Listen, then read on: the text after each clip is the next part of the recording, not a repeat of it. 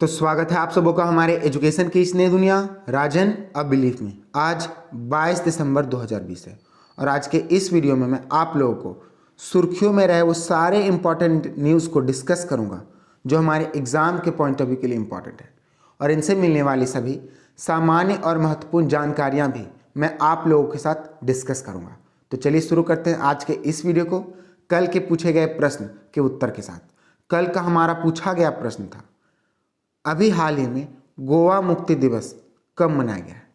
तो अभी हाल ही में 19 दिसंबर को गोवा मुक्ति दिवस मनाया गया है, क्योंकि 19 दिसंबर 1961 को ही हमारे देश का राज्य गोवा को पुर्तगालियों से मुक्त कराया गया था। इसीलिए प्रत्येक वर्ष हमारे देश भारत में 19 दिसंबर को ही गोवा मुक्ति दिवस मनाया जाता है। तो इस प्रश्न का जवाब ऑप्शन सी यानी कि 19 दिसंबर सही है। आज का हमारा पहला प्रश्न, अभी हाल ही में किस राज्य में जबरन धर्मांतरण के खिलाफ कानून को लागू कर दिया गया है?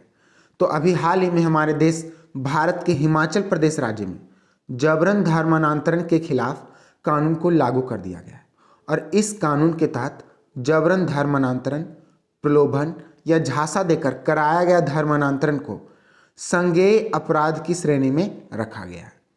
इस कानून के अपराधियों को 7 साल के लिए जेल का प्रावधान किया गया। तो क्वेश्चन नंबर 1 का ऑप्शन सी सही है। मैं आपको बता दूं कि इस कानून को वर्ष 2019 में ही हिमाचल प्रदेश की विधानसभा में पारित किया गया था, जिसका नाम हिमाचल प्रदेश धर्म की स्वतंत्रता कानून 2019 है। इसे 18 दिसंबर को राज्य की गृह मंत्रालय के द्वारा अधिसूचित कर दिया गया और यह 2006 में लागू हुए कानून का जगह लेगा। मैं आपको यह भी बता दूं, हिमाचल प्रदेश में इस कानून को तभी लाया गया है जब हमारे देश भारत के उत्तर प्रदेश के राज्य सरकार के द्वारा पिछले महीने में जबरन या धोखेबाजी से धर्मांतरण के खिलाफ एक अध्यादेश को अधिसूचित किया गया था। तो क्वेश्चन नंबर 1 का ऑप्शन सी सही है। अच्छा, अभी इस कानून को कहाँ लाया गया? हिमाचल प्रदेश में। तो मैं आपको हिमाचल प्रदेश के बारे में बताता हूँ। ये रहा मैप में हिमाचल प्रदेश।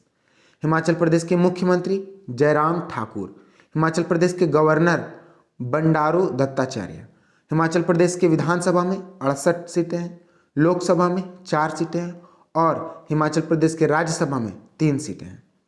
हिमाचल प्रदेश का राजकीय पशु स्नो लिपार्ड है। हिमाचल प्रदेश का राजकीय पक्षी वेस्टर्न ट्रैगोपन है। हिमाचल प्रदेश का राजकीय पुष्प पिंक रोडोडेंड्रॉन है और हिमाचल प्रदेश का राजकीय वृक्ष देवदार का वृक्ष है। तो इस प्रश्न से हमें इतनी जानकारी मिलती है।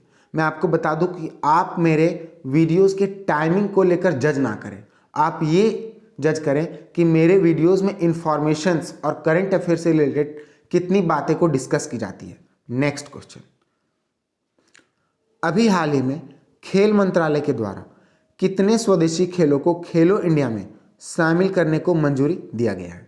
तो अभी हाल ही में खेल मंत्रालय के द्वारा 4 स्वदेशी खेलों को खेलो इंडिया में शामिल करने की मंजूरी दी गई है, और इन 4 खेलों का नाम गटका, कलारीपयट्टू, मलखंब और थांगता है। इन 4 खेलों को अगले वर्ष 2021 में होने वाले इंडिया यूथ गेम्स 2021 में शामिल किया जाएगा। इन खेलों को संरक्षित, बढ़ावा और लोकप्रिय बनाने के लिए इन्हें खेलो इंडिया में शामिल किया गया है। तो क्वेश्चन नंबर 2 का ऑप्शन बी सही है। अब बात खेल मंत्रालय की है, तो मैं आपको बता दूं कि हमारे वर्तमान खेल मंत्री किरण रिजिजू हैं। नेक्स्ट क्वेश्चन, अभी हाल ही में Pandit Deendayal Upadhyay telecom excellence award की घोषणा किसके द्वारा की गई है? तो अभी हाल ही में हमारे देश के दूरसंचार मंत्री रविशंकर प्रसाद के द्वारा Pandit Deendayal Upadhyay telecom excellence award की घोषणा की गई है।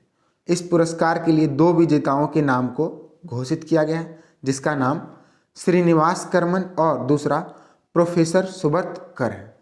इस पुरस्कार के लिए इन्हें यानी कि पहले विजेता को श्रीनिवास करमन को 50,000 और दूसरे विजेता को प्रोफेसर सुब्रत कर को 30,000 की नगद राशि दी गई है। तो क्वेश्चन नंबर 3 का ऑप्शन सी सही है।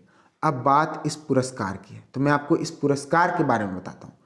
इस पुरस्कार को दूरसंचार विभाग के द्वारा 2017 में शुरू किया गया था, जिसका उद्देश्य टेलीकॉम स्कीम इकोसिस्टम को मजबूत करना है।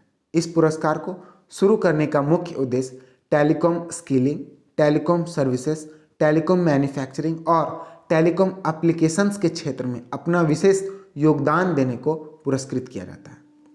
और एक बात, इस पुरस्कार का नामकरण पंडित दीनदयाल उपाध्याय, किसके नाम पर? पंडित दीनदयाल उपाध्याय के नाम पर किया गया है। तो इस प्रश्न में हमें इतनी जानकारी मिलती है। नेक्स्ट क्वेश्चन, अभी हाल ही में किस देश के द्वारा अपनी स्पेस फोर्स का नाम बदल दिया गया है? तो अभी हाल ही में अमेरिका के द्वारा अपने स्पेस फोर्स का नाम बदल दिया गया और अमेरिका के द्वारा अपने स्पेस फोर्स का नाम बदलकर गार्जियंस कर दिया गया। तो यहाँ इस आपको नाम को याद रखना है। इस फोर्स का गठन वर्ष 2018 में किया गया था। यह फोर्स यानी कि अमेरिका की जो स्पेस फोर्स है, जिसे अब गार्जियंस के नाम से जाना जाएगा, अमेरिका का छठा सशस्त्र बल के रूप में सामने आया है।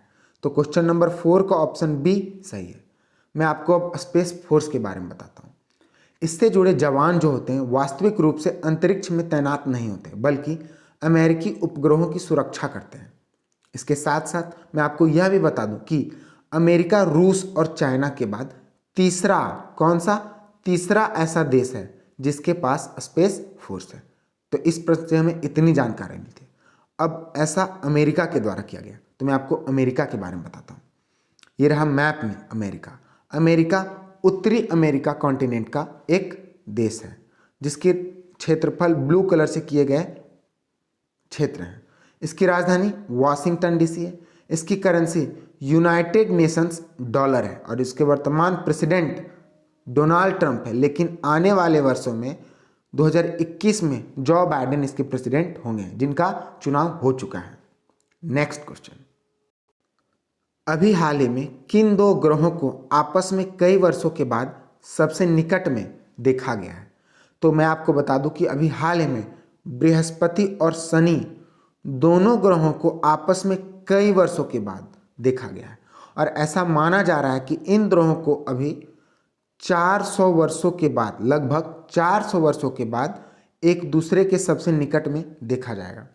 और इससे पहले इस घटना को 1623 ईस्वी में देखा गया था, लेकिन ऐसे ही घटने को वर्ष 2080 में देखने का अनुमान लगाया गया है। तो क्वेश्चन नंबर 5 का ऑप्शन बी सही है। नेक्स्ट क्वेश्चन, अभी हाल ही में किसके द्वारा हाइपरसोनिक पवन सुरंग सुविधा का उद्घाटन किया गया है? तो अभी हाल ही में हमारे देश के रक्षा मंत्री राजनाथ सिंह के द्वारा हाइपरसोनिक पवन सुरंग सुविधा को शुरू किया गया। देखिए ऑप्शन में देखिए मैंने राजनाथ को बार बार लिखा है, तो मैं जानता हूं कि आप लोगों को राजनाथ याद है, लेकिन बाद का जो टाइटल होता है उसे भी आप लोगों को ध्यान में रखना है और इसीलिए मैंने एक ही नाम को अलग अलग टाइटल से ऑप्शन में लिखा है। अब बात हाइपरसोनिक पवन सुरंग सुविधा की है, तो यह हमारे देश की पहली हाइपरसोनिक पवन सुरंग सुविधा है। हमारा देश भारत दुनिया का तीसरा देश होगा जिसके पास यह सुविधा होगी। भारत के अलावा यह सुविधा रूस और अमेरिका के पास है। तो क्वेश्चन नंबर 6 का ऑप्शन ए सही है। नेक्स्ट क्वेश्चन, अभी हाल ही में एमजी वैध का निधन हुआ है, तो वह कौन थे? तो अभी हाल ही में एमजी वैध का निधन हुआ है। यह एक वरिष्ठ पत्रकार थे। एमजी वैध आरएसएस के पहले आधिकारिक प्रवक्ता भी थे, जो 1943 में आरएसएस से जुड़े थे। तो क्वेश्चन नंबर 7 का ऑप्शन बी सही है। देखिए इमेज में यही एमजी वैध है, जो कि एक पत्रकार के साथ साथ आरएसएस के आधिकारिक प्रवक्ता भी थे और अभी इन्हीं की मृत्यु हो गई है। नेक्स्ट क्वेश्चन, अभी हाल ही में किस कंपनी के द्वारा anti corruption technology and solution पहल की शुरुआत की गई है?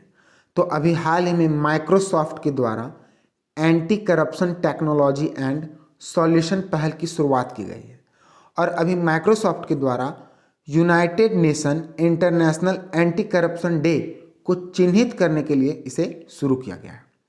मैं आपको बता दूं कि अभी हाल ही में 15वें United Nation International Anti Corruption Day को मनाया गया। तो क्वेश्चन नंबर 8 का ऑप्शन सी सही है। अब बात माइक्रोसॉफ्ट की है, तो मैं आपको माइक्रोसॉफ्ट के बारे में बताता हूँ। ये रहा उसका लोगो। इसकी स्थापना 4 अप्रैल 1975 को हुआ था और इसकी स्थापना बिल गेट्स के द्वारा किया गया। इसका हेडक्वार्टर वॉशिंगटन डीसी में है और वर्तमान सीईओ इसके सत्य नडेला हैं। नेक्स्ट क्वेश्चन, अभी हाल ही में IBM कंपनी के नए अध्यक्ष कौन बने हैं? तो अभी हाल ही में अरविंद कृष्णा को IBM कंपनी के नए अध्यक्ष के रूप में चुना गया है और इनका कार्यकाल 1 जनवरी 2021 से शुरू होगा।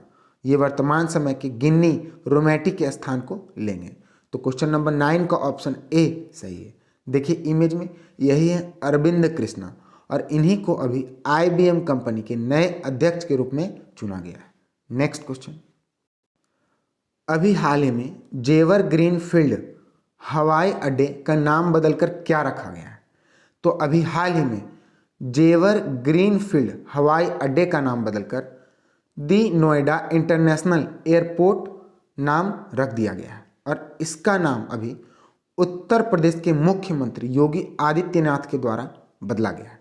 अच्छा, इससे क्या पता चलता है कि उत्तर प्रदेश के मुख्यमंत्री आदित्यनाथ के द्वारा इसका नाम बदला गया? इससे ये पता चलता है कि ये जो जेवर ग्रीनफील्ड है जिसका नाम अभी बदला गया वो उत्तर प्रदेश राज्य में स्थित है। इस हवाई अड्डे का निर्माण 4 भागों में किया जाएगा जिसकी शुरुआत की क्षमता 1.2 करोड़ होगी। तो क्वेश्चन नंबर 10 का ऑप्शन ए सही है। नेक्स्ट क्वेश्चन, अभी हाल ही में किसे ASSOCHAM enterprise of the century award से सम्मानित किया गया है?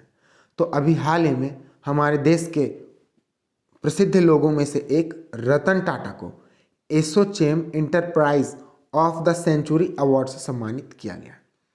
इन्हें इस पुरस्कार से प्रधानमंत्री नरेंद्र मोदी के द्वारा सम्मानित किया गया क्योंकि इन्होंने देश के विकास में एक विशिष्ट योगदान दिया है। इन्हें यह पुरस्कार एसोचैम फाउंडेशन के द्वारा दिया गया। तो क्वेश्चन नंबर 10 का ऑप्शन बी सही है।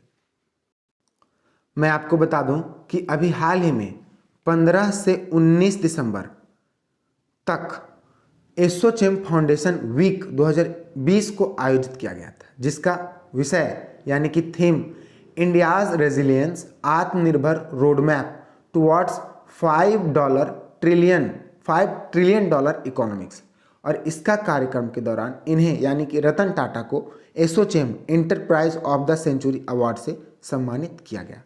अच्छा, इन्हें अभी इस अवार्ड से सम्मानित किया गया। मैंने आपको कल के वीडियो में भी बताया था कि अभी हाल ही में रतन टाटा को किस पुरस्कार से सम्मानित किया गया, उसका जवाब आप लोगों को कमेंट सेक्शन में देना है। नेक्स्ट क्वेश्चन और इस वीडियो का लास्ट क्वेश्चन, अभी हाल ही में मध्य प्रदेश के नए न्यायाधीश के रूप में किसे नियुक्त किया गया है? तो अभी हाल ही में मोहम्मद रफ़ीक को मध्य प्रदेश के नए न्यायाधीश के रूप में नियुक्त किया गया है। मोहम्मद रफ़ीक इससे पहले उड़ीसा राज्य के मुख्य न्यायाधीश थे। तो क्वेश्चन नंबर 12 का ऑप्शन ए सही है। देखिए इमेज में यही है मोहम्मद रफ़ीक और इन्हीं को अभी मध्य प्रदेश के नए न्यायाधीश के रूप में चुना गया है। अब अगला क्वेश्चन आप लोगों का लिए जिसका जवाब आप लोगों को कमेंट सेक्शन में देना है। अभी हाल ही में भारत का पहला मेगा लेदर पार्क किस राज्य में शुरू किया गया? तो इसका जवाब आप लोगों को कमेंट सेक्शन में देना है। All the best, thank you.